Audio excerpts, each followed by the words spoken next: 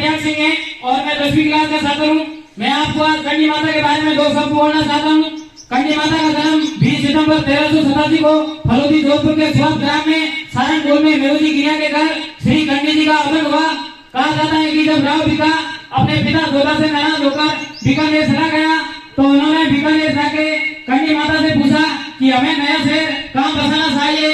तो कंडी माता ने उदयपुर से बीकानेर के सामने इशारा किया और कहा कि बीका थेरो बीखानो जोधाना सोयो बात से कि ये बीका थेरा बीकानेर एक दिन जोधपुर से छवाया हो जाएगा। बीकानेर के राजा थे जिनका नाम था जोरावर सिंह और उस समय में जोधपुर के राजा थे अभय सिंह और इन दोनों के बीच में संघर्ष पैदा हो गया। जोधपुर के राजा अभय सिंह द्वारा बीकानेर शहर को घेर दिया गया था और बीकानेर के राजा जोरावर सिंह थे, उनके जो दूत थे वे थे जयपुर के महाराजा सोई जय सिंह के पास। तो उन्होंने जयपुर के महाराजा सोई जय सिंह को कहा कि बीकानेर शहर को बसाइए और बीकानेर शहर की रक्षा कीजिए। तो जयपुर के महाराजा सोई जय सिंह बड़ी एटीट्यूड के साथ उनसे कहते हैं कि मैं बीकानेर शहर को क्यों बसाऊं, तुम्हें बसाने वाली कंडी माता है। भगवान जाने क्या हो गया। उस दिन अभय सिंह उस दिन अपनी सेना लेकर वापस जोधपुर चले गए और अभय सिंह को अंदेशा हुआ कि बीकानेर के राजा जोरावर सिंह हमें ढूंढ सकते हैं। एक दिन जब बीकानेर के राजा जोरावर सिंह जूनागढ़ किले के अंदर बैठे हुए थे तो ऊपर से सील मंड रहा था। तो उस सील को देखकर कहते हैं कि दादा ही डोकर सील क्या तुम देश विदेश खून बिना क्यों भूसी जननी स्वीकारो देश के दाढ़ी वाली माता जी, या तो तुम बूढ़ी हो गई हो या तुम विदेश चली गई हो। यदि तुम बूढ़ी हो जाती या विदेश चली जाती तो अभय सिंह से हमें संघर्ष करना पड़ता। तो कंडी माता ने सुना और कंडी माता ने कहा न तो मैं बूढ़ी हुई हूँ और न मैं विदेश चली हूँ। अगर मैं विदेश चली जाती बूढ़ी हो जाती तो आपको जोधपुर के महाराजा अभय सिंह का संघर्ष करना पड़ता। और देश के किसानों का गांव है। कंडी माता को माँ दुर्गा का अवतार मानते हैं। उनके 2 भाई थे सातर और सारंग, उनकी 7 बहनें थी और वे 23 मार्च 1538 को 151 साल की होकर ज्योतिर्लिंग हो गई और इसके द्वारा पक्षी दो हुए। हाथ जोड़ में अर्ज करूं सुन ले मारी मात, करना दर्शन पाने दिन देखुना रात, करनी काज स्वारती हरती जन शताब, नाम गणो नौकट में काटे सारा पाप।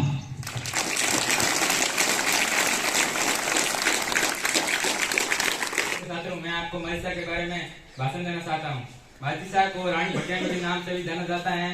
उनका मंदिर जसोल गांव में स्थित है और उनका एक चमत्कार है जो उनका सदैव आशीर्वाद बना रहता है और उनको महिषा का असली नाम स्वरूप महिषा भी जाना जाता है। महिषा का गांव जोगीदास तहसील फतेहगढ़ जिला जैसलमेर है। महिषा के पिता का नाम ठाकुर जोगीदास था। महिषा की शादी जसोल के राव देवमल के उत्तराधिकारी कल्याण सिंह के साथ तय हुआ। कल्याण सिंह के दूसरा विवाह था क्योंकि कल्याण सिंह की पहली की पत्नी का नाम रानी देवड़ी था। उनकी संतान न होने के कारण कल्याण सिंह ने दूसरा विवाह तय किया। महिषा कुछ साल बाद महिषा का एक पुत्र हुआ जिसका नाम लाल सिंह रखा गया। इसके कारण रानी देवड़ी बहुत गुस्सा हो गई और महिषा से बोलती भी नहीं थी। एक दिन जब भाद्रपद की घटना काजली को जब महिषा बगीचे में झूला झूलने जा रही थी तब रानी देवड़ी से महिषा ने कहा कि आप भी बगीचे में झूलना चलोगी। तब रानी देवड़ी ने सर दर्द का बहाना बनाकर घर रुक गई। तो महिषा ने सोचा कि मैं अपने पुत्र लाल सिंह को रानी देवड़ी के पास छोड़ दूं। तो उन्होंने लाल सिंह को रानी देवड़ी के पास छोड़ दिया और वह बगीचे में झूला झूलने चली गई। तो यह अवसर रानी देवड़ी ने यह अवसर देखकर अपनी विश्वास पात्र दासी को बुलाया और कहा कि आज लाल सिंह को अपने रास्ते से हटाना है। तो जब लाल सिंह खेलते खेलते रोने लगा तो दासी ने दूध में जहर मिलाकर लाल सिंह को पिला दिया। जब रानी स्वरूप काला खून लगा हुआ देखकर महिषा ने उसी समय अपने प्राण वहां पर त्याग दिए। जब यह बात राव कल्याण सिंह को पता चली तो वह जसोल में आए और उनको बहुत दुख हुआ। फिर वो महिषा और लाल सिंह दोनों को और उन्होंने ये संदेश सुना कि महिषा का सर्वनाश हो गया। तो वो उसी समय शमशान घाट पहुंच गए और वहां पर महिषा को पुकारने लगे।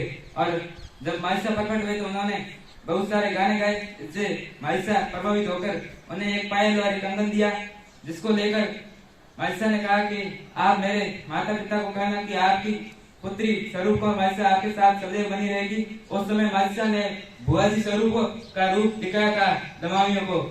जब वो दमामी दोनों वापस महल में लौटे और कल्याण सिंह को यह बात बताई तो कल्याण सिंह को विश्वास नहीं हुआ और वह कल्याण सिंह चौथे दिन सभी ग्रामवासियों के साथ वहां पर शमशान घाट पहुंच गए और उन्होंने वो जो सूखा पेड़ था वो हरा भरा पेड़ देखकर वह बहुत असंभव रह गए और वहां पर उन्होंने एक ग्रामीण मंदिर का निर्माण कराया जो अब जसोल के नाम से जाना जाता है।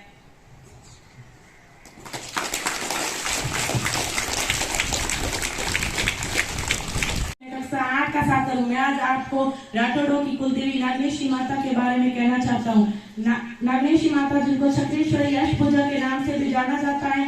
पौराणिक कथाओं के अनुसार मारवाड़ में राठौड़ वंश के संस्थापक राव सिंह के पौत्र राव धूर्जी जब ननियाल एक बचपन में जब अपने ननियाल गए थे तब वो अपने मामा का बड़ा पेट देखकर हंसने लगे।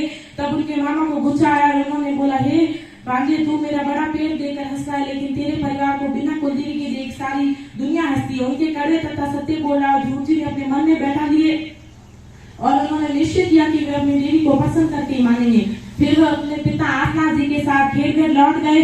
एक दिन वो चुपचाप घर से जंगल में जा पहुंचे और अंचल त्याग कर तपस्या करने लगे। बालक के कारण देवी का हृदय पसीजा और प्रकट हुई। देवी ने बोला, हे पुत्र मांगो तो मुझसे क्या मांगना चाहते हो। तब राव धूर्जी ने बोला, हे माँ मेरी कुलदेवी कौन है, उनका नाम क्या है, उनको कैसे ला सकता हूँ। तब देवी ने बोला, तुम्हारी कुलदेवी का नाम चक्रेश्वरी और उनकी मूर्ति कनौज में स्थित है, तुम उन्हें अभी नहीं ला सकते, तुम्हें कुछ प्रतीक्षा करनी होगी। फिर वो अपने घर खेत घर लौट गए। कालांतर में राव आसनाथ जी का स्वर्गवास हो जाने के बाद वे पीतर जी राजपुरोहित के साथ कनौज के लिए रवाना हुए। वहां में गुरु लूंग ऋषि मिले। उन्होंने उनकी देवी चक्रेश्वरी के दर्शन करे और बोला, यही है आपकी कुलदेवी, आप इन्हें विधिवत साथ ले जा सकते हो।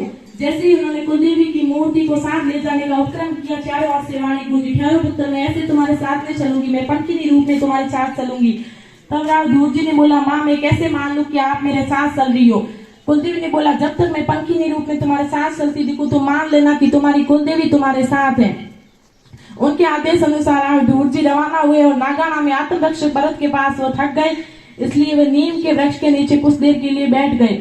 वहां उनको नींद आ गई। फिर वो जब उठे तब उन्होंने देखा कि देवी पंखिनी नीम के वृक्ष के ऊपर बैठी। वो हड़बड़ा कर आगे चलने को रवाना हुए, लेकिन देवी ने बोला, ठहरो पुत्र अब यही मेरा आखिरी स्थान होगा, मैंने तुम्हें पहले ही बोल दिया था, जहाँ तुम रुकोगे वहां से मैं आगे नहीं चलूंगी।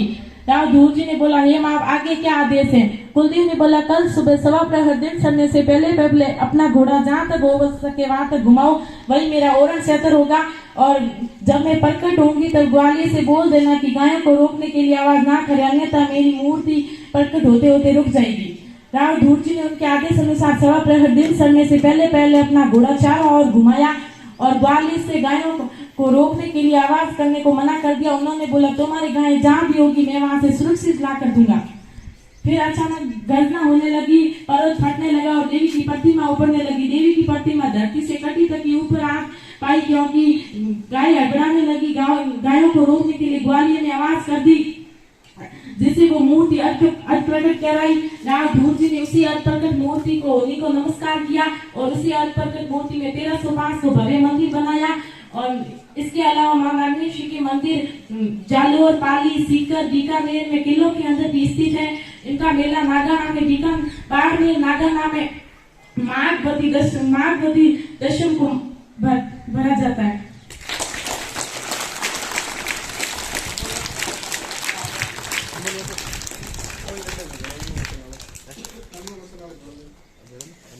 मेरा नाम प्रदीप सिंह है, मैं क्लास 10 का छात्र हूँ। जब आंखों में मान लिया, मंजिल को अपना मान लिया, तो मुश्किल क्या और आसान किया, ठान लिया तो ठान लिया।